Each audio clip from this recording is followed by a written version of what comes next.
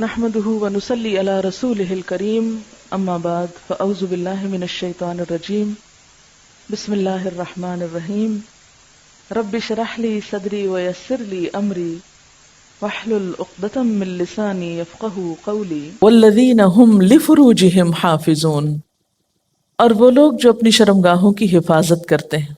حافظون، اس میں دو چیزیں آتی۔ پہلی بات تو یہ کہ اپنے مقامات سطر کو ڈھانپتے ہیں، جو حصے چھپانے چاہیے ان کو چھپا کے رکھتے ہیں، اریاں لباس نہیں پہنتے کہ لباس پہن کے بھی ننگے نظر آتے ہوں۔ اور دوسری بات یہ کہ اپنی عزت و عصمت کی، اپنی پاک دامنی کی حفاظت کرتے ہیں، اپنی شہوانی خواہشات کو کنٹرول میں رکھتے ہیں۔ الا علی ازواجہم او ما ملکت ایمانہم، سوائے اپنی بیویوں کے یا جن کے مالک ہیں ان کے دائیں ہاتھ، یعنی لونڈی۔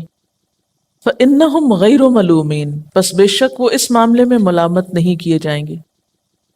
یہاں پر وہ لائق ملامت نہیں، یعنی وہاں اگر اپنی خواہشات کا اظہار کریں تو اس پر ملامت نہیں۔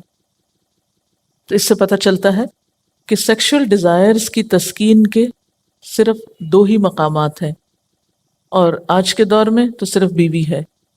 اس کے علاوہ جو بھی اور طریقے ہیں وہ درست نہیں۔ دنیا میں جنسی تعلقات یا سیکشل ریلیشن شپس جو ہیں، ان میں بہت افراط و تفریط پائی جاتی ہے۔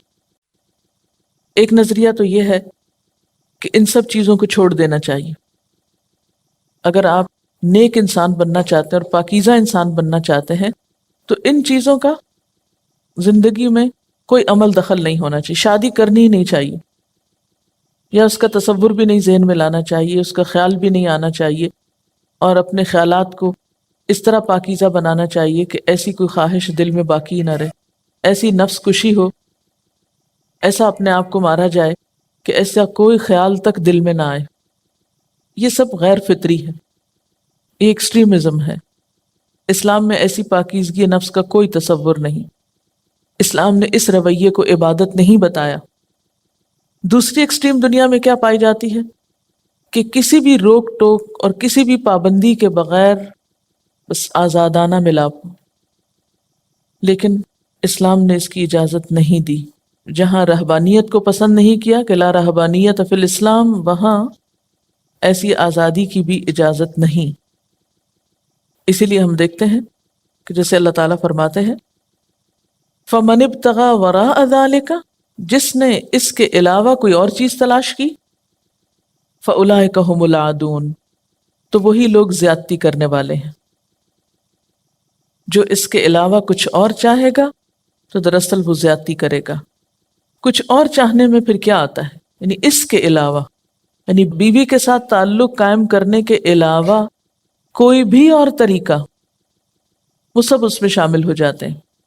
اس میں زنا بھی آتا ہے، لواطت آتی ہے، یا ماسٹربیشن، یعنی کوئی بھی شہوت رانی کے طریقے جو فطری طریقے سے ہٹ کر ہوں، ان سب کے بارے میں کیا فرمایا؟ فَأُولَٰئِكَ هُمُ الْعَادُونَ، یہ حد سے بڑے ہوئے لوگ ہیں، یہ زیادتی کرنے والے ہیں۔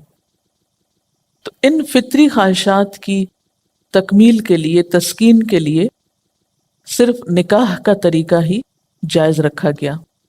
اور نکاح سے مراد ایسا نکاح جو عورت کو بسانے کے لیے کیا جائے، جس سے ایک خاندان کو وجود میں لایا جائے۔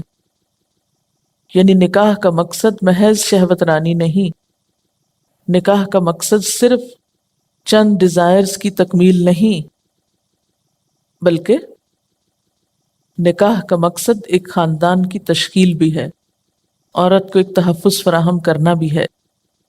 اس میں عورت کی اجازت ضروری ہے، اس کا ولی موجود ہونا چاہیے نکاح کے لیے، نکاح کا اعلان ہونا چاہیے، کم از کم 2 گواہ ہونے چاہیے، اس کے مہر مقرر ہونا چاہیے، مہر ادا ہونا چاہیے۔ اور جو نکاح ان شرائط کو پورا نہ کرے وہ پھر نکاح نہیں۔ اسی لیے وقتی طور پر نکاح کر کے محض اپنی ایک خواہش پوری کر کے پھر انسان چھوڑ دے تو اس کی اجازت نہیں۔ اسی طرح حلالہ کرنے اور کرانے والے کو ملعون قرار دیا گیا۔ پھر اسی طرح نکاح شغار جائز نہیں۔ شغار ہوتا ہے مثلا ایک شخص اپنی بہن کا نکاح کسی مرد سے کر دے اور بدلے میں اس کی بہن کو اپنے نکاح میں لے آئے اور دونوں عورتوں کا حق مہر مار دیا جائے، یعنی عورت کے بدلے میں عورت کا تبادلہ کر لیا جائے لیکن عورت کے حصے میں کچھ نہ آئے، تو یہ طریقہ بھی درست نہیں۔ خیر یہ تو ایک الگ باب ہے، نکاح کی تفصیلات میں اس وقت جانے کا موقع نہیں ہے، لیکن چونکہ یہاں پر نکاح ہی کو ایک ذریعہ تسکین قرار دیا گیا، اس لیے موقع کی مناسبت سے تھوڑی سی بات کرنا ضروری تھا۔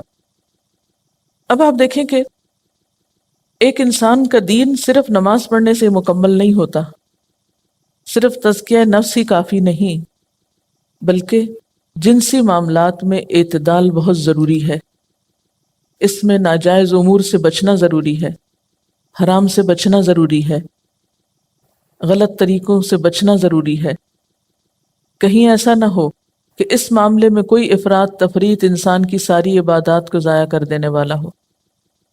اور پھر آپ دیکھیں کہ اسلام نے اس معاملے میں بھی تعلیم دی ہے کہ شوہر اور بیوی کا تعلق بھی کیسا ہو، اس میں بھی ناجائز اور غیر فطری طریقوں سے منع کیا گیا ہے۔